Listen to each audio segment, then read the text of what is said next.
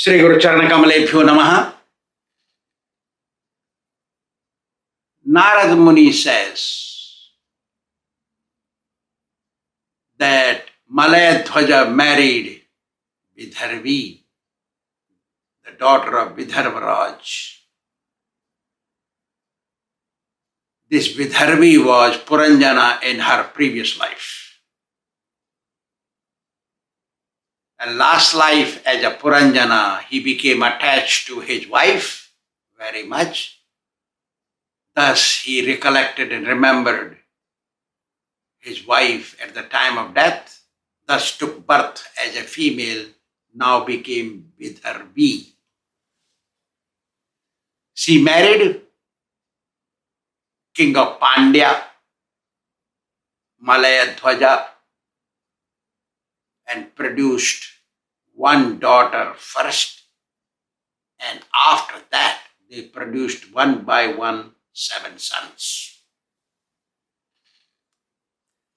The sons of Malayadhwaja performed great sacrifices, very pious, very great devotees. They produced children, and their children, and their children. Thus it carried on complete duration of Manvantara for millions of years, and even after Manvantara to next Manvantara, their dynasty continued.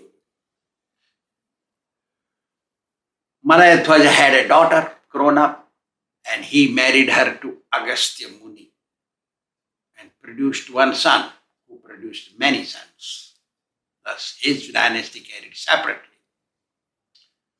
After doing all this, Malayadhwaja relinquished his kingdom and divided it to his 7 sons and left for forest to perform austerities.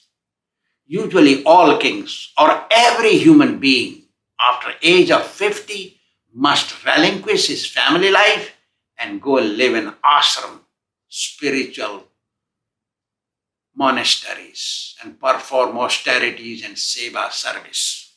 That is the way to do things. When his wife Vidharvi saw her husband Malayadhwaja leaving for forest to perform austerities, she also wanted that.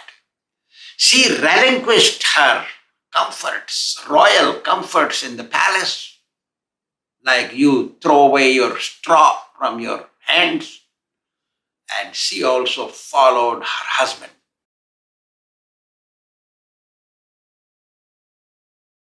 Giving up all enjoyment, comforts, and perform austerity is very difficult. They reached Malaya mountains to reside there and to perform austerities. They would daily take bath in river Tamraparani and eat only fruits, roots, leaves, flowers, and drink water from Tamraparani river to maintain their body. Because they were performing such kind of austerities and living so simply under the trees or a little hut, eating only roots and fruits like that, they became very lean and thin. They controlled their mind, because mind wanted to enjoy, because whole their life they spent in the palace, like one born in America, lives very lavishly, and goes and lives in the ashram in India to perform austerities and seva there, can become lean and thin. Environment is different. So like that. They controlled their desires and had control over their mind due to performing that tapasya. They decided once while performing tapasya, now let us perform a austerity just sitting in one place and not get up. When you perform tapasya, you become used to doing it. So you want to do little more, like a person who drinks every day, and after some time, one drink a day. After some time, cannot feel good, so he wants to drink 2 drinks. Like you smoke a cigarette, after some time you want to smoke 2, like that. So they decided to perform austerity for 100 celestial years, just sitting in one spot.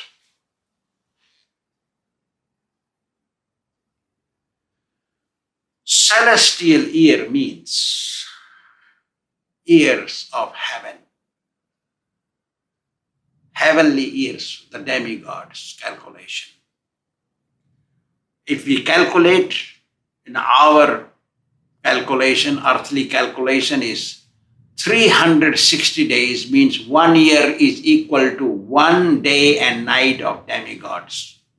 And they have 30 days in a month and 12 months in a year. That's 100 years. So Malaya Dhwaja sat in one place to perform tapasya, austerity, 360 times, 30 times, 12 times 100 years in earthly calculation. Now you calculate. 360 times 30 times 12 times 100. He sat in one place. Those days, duration of life or span of life was 100,000 years. People lived in those days 100,000 years. And due to performing yoga sadhana, austerity, tapasya, not doing any mischievous activities or frivolous material sense gratification, so the duration of life increases further, not just 100,000 years, increases. So the king was performing austerity, so his lifespan increased. While doing this austerity, they understood the soul is different than body. Body is just a covering. And soul is eternal, body is perishable. That's why they did not care or pay any attention to taking care of the body. When a person comes in knowledge that their body is different than soul, body is just a covering and soul has to depart the body one day, they do not pay much attention to the body, they only pay attention to taking care of their soul. And soul only becomes happy by performing spiritual life.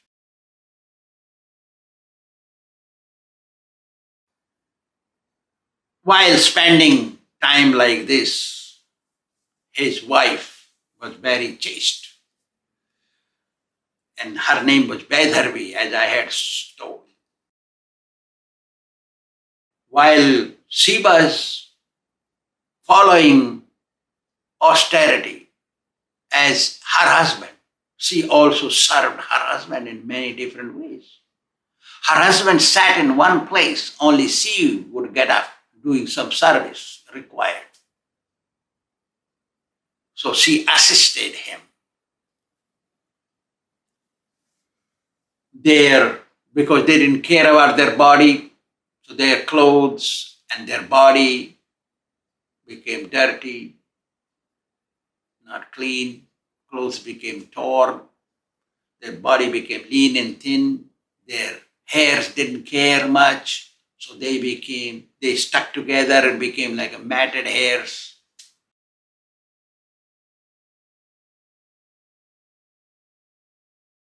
While husband was sitting in one place, every day she would serve, but in this day,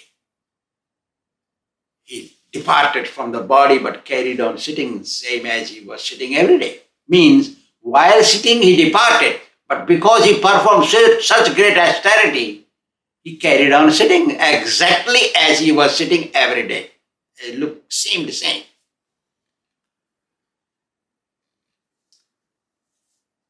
The wife, Vidharvi, would serve Malaya Dhwaja regularly. And pay her obeisances. At last, when he completes her service, pays obeisances and touches her feet. Whilst a rule of meditation or austerity is, even though husband and wife live together, they don't touch each other lasciviously. No bodily conjugal relationship there. No connection in that way as it was they were doing previously, because that is the rule. Thus, she did not touch her. She thought he is alive, so she did whatever service was required. But when she paid obeisances and touched his feet, she felt the feet have no warmth. They are totally cold. So she understood that her husband has departed. So she felt helpless as a deer who goes stray from her herd's bunch, became scared in the jungle alone, very much lamented, and started crying, feeling orphan. Cried loudly. Similar cry is done by a genuine disciple when his guru or her guru passes away from this world. I remember my guru passed away in front of my eyes. There were maybe 50 devotees, maybe more, 100, not more than that. No one cried except me. And seeing me, there was one Spanish fellow, he was an accountant in the temple. He cried. Sitting in a corner, next room, he cried, "Oh, my Guru, gone away. Now who will chastise me? Who will call me a rascal fool? Who will see me not gone in a stray path? Who will bring me from stray path to right path?" Nobody could dare calling me a fool, because I knew more than anyone in scriptures. A disciple who is genuine cries for departure of their guru like a chaste woman crying when her husband departed. She said to her husband, "Now I am orphan. Please get up. Take care of me. Look, your kingdom is looted by the robbers and looters, the thugs. The irreligious kings are attacking your kingdom. Please wake up and protect." Because she almost gone insane. She's alone. When disciple is correct, a genuine heart-of-heart disciple feels the same. "Oh Gurudeva, please wake up. Look, your disciple will be taken over by some bogus rascal looking like a devotee, wretched heretics, pandits, learned, they claim to be learned. They will take away me from your shelter. Please wake up, protect me." That is the rule or thought, consciousness, manners should be like this. So she said these things. She cried greatly. One who comes to path of devotional service, many people, when Guru is not there, can mislead. As my Guru's movement is misled because the disciples are not genuine. These so-called devotees took my Guru's movement straight. They are like looters and thugs, irreligious kings attacked everything. While crying, the queen fell at the feet of her husband, Malayadhvaja. Similarly, while crying, a devotee falls at the feet of their Guru and serves, even though departed. So the queen got up, collected wood, and made a pyre to place her husband's body and funeral. So she did, and she took bath in Tamraparni and got ready to go with her husband in the funeral.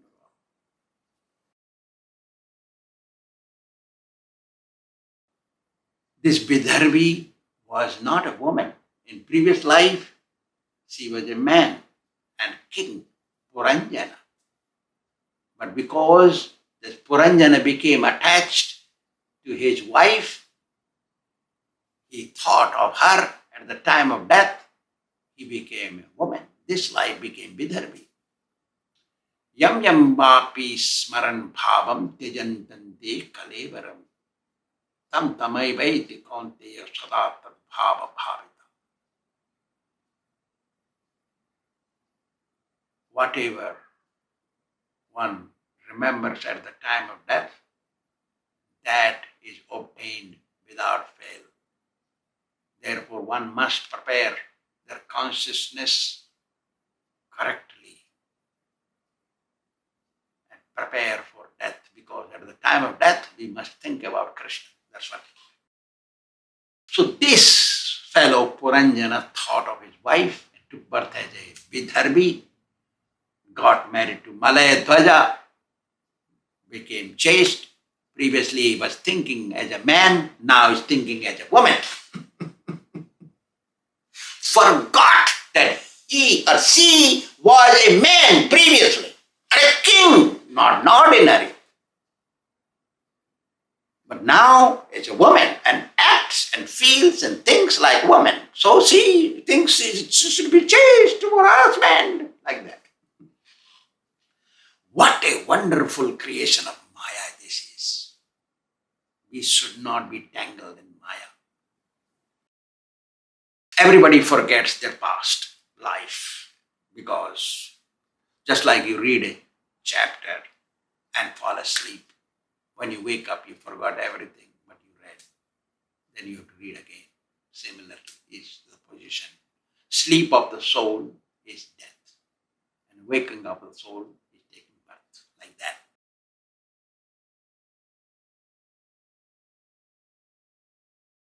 Narada Muni continues saying that when Vidarbhi got ready to jump in the fire, her super soul,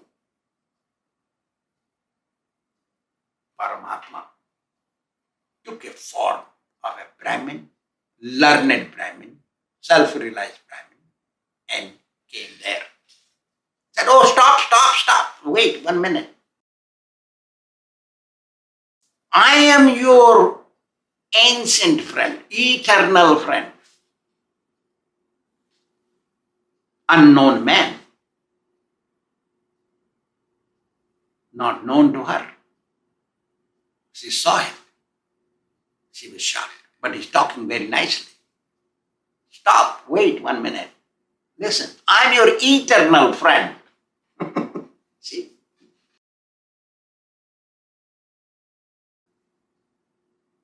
You are going to be with your husband and burn yourself. Please listen to me before you do that. So she waited. So he wanted to clear his doubts. So he's asking, who are you? Can you please tell me first who you are? Whose daughter are you? Whose wife are you? Who is this dead man lying on a pyre? Pieces of wood arranged to be burnt. You are crying so piteously for him. Who is this person?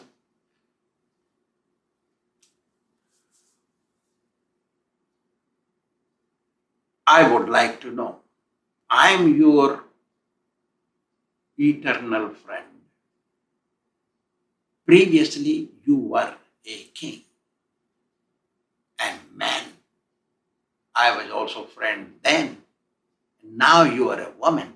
You don't remember that previous life. I'm still your friend. I came here to console you.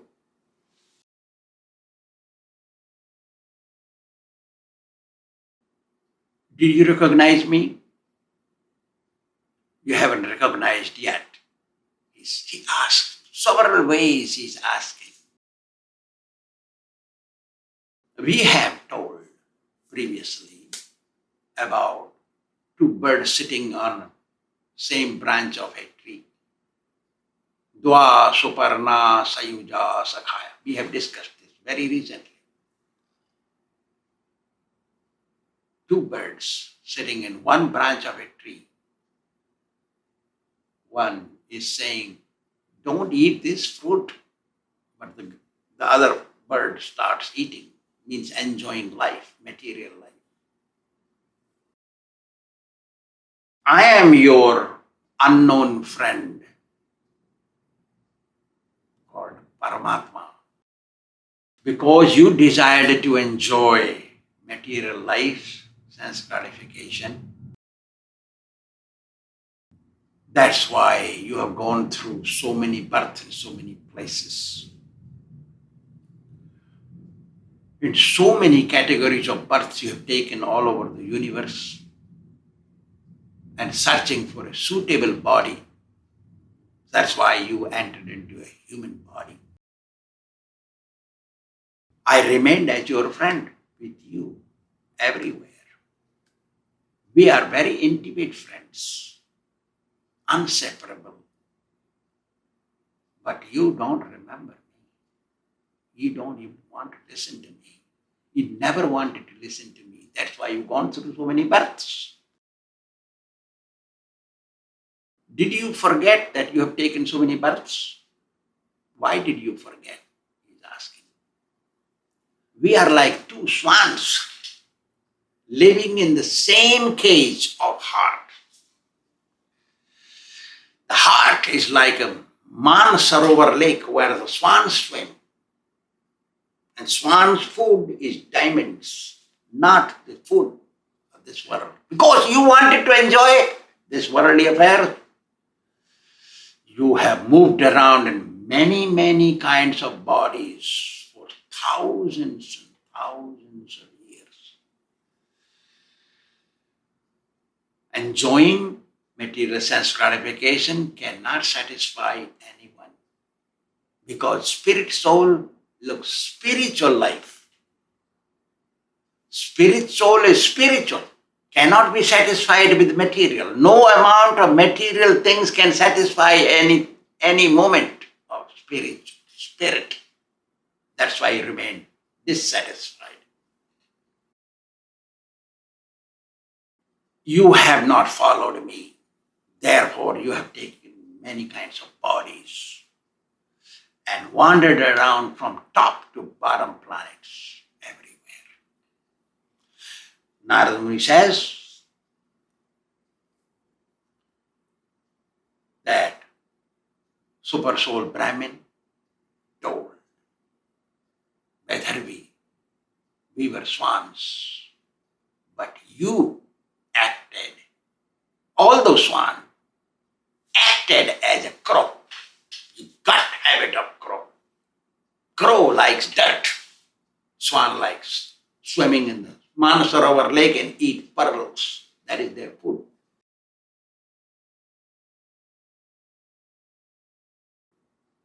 Enjoying worldly household life is not the goal of the spirit, not the habit of swan. this unknown friend taken the form of a Brahmin is consoling. Purañjana now is in a woman's form. He's consoling. Look, you searched sense gratification in every category of body, but you were not satisfied. But searching, you came to this. A city like a town or country like this human body having 9 gates. A beautiful body, a suitable body to enjoy is this human body. It has one gatekeeper, that is 5-headed snake. He told all this which we have discussed already previously.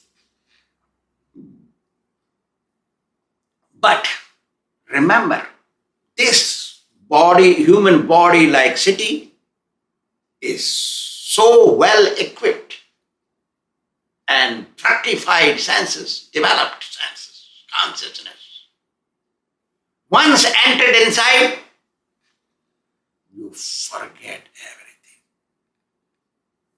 It's so beautiful, so perfect. You forgot me.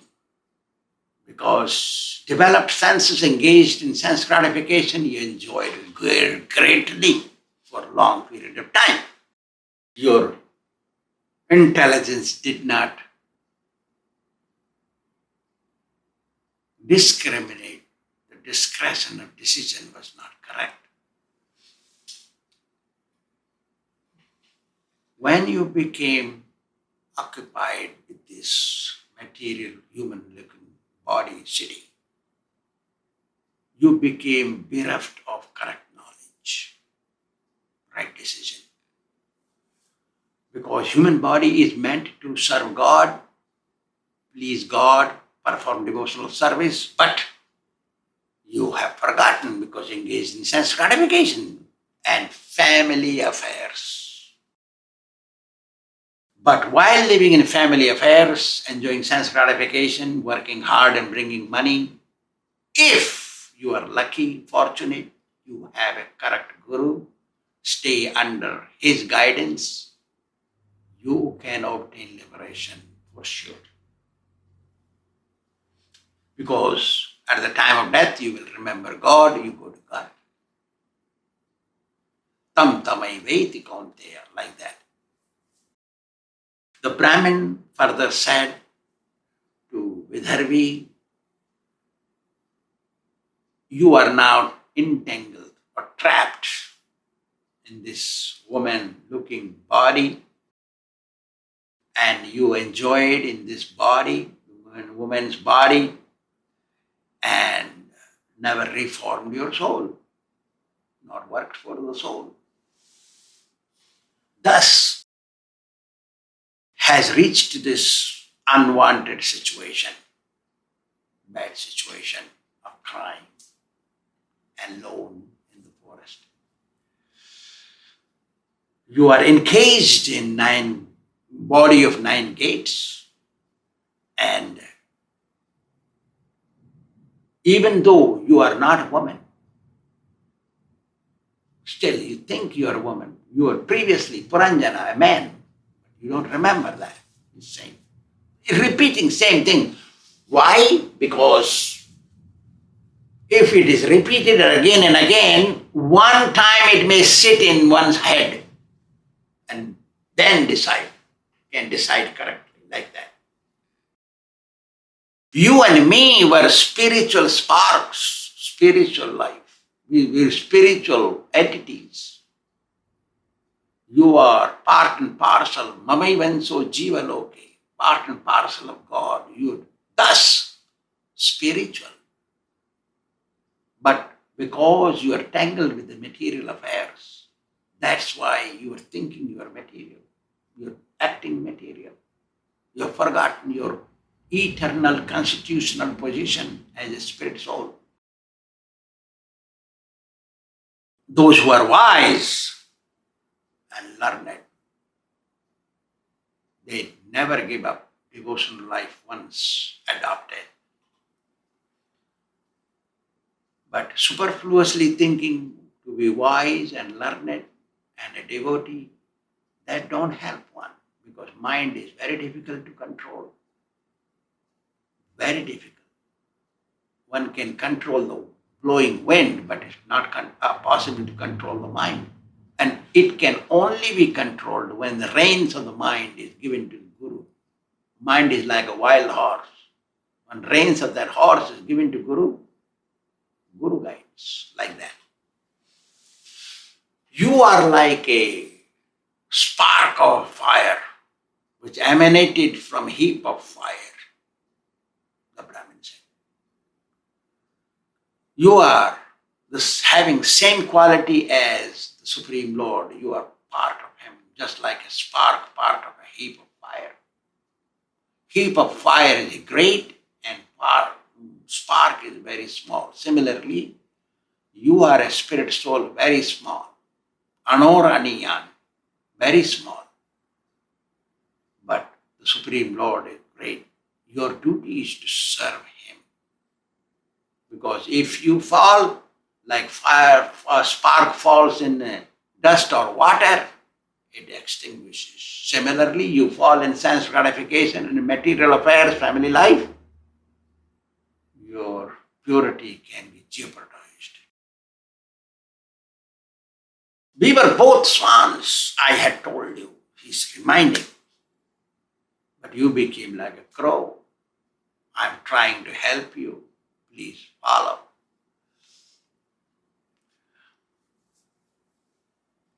You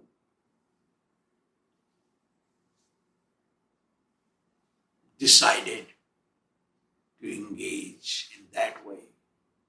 Even I advised you not to engage. That's why you are going through this. Narada Muni said, O King Prachin Barhi, I have explained to you this narration of Purañjana allegorically to make you understand your constitutional position, that you should not have the same situation at the end. You know, the Supreme Lord likes indirect way of explanation. And I have explained to you this indirectly. Please try to understand and not fall in the same trap.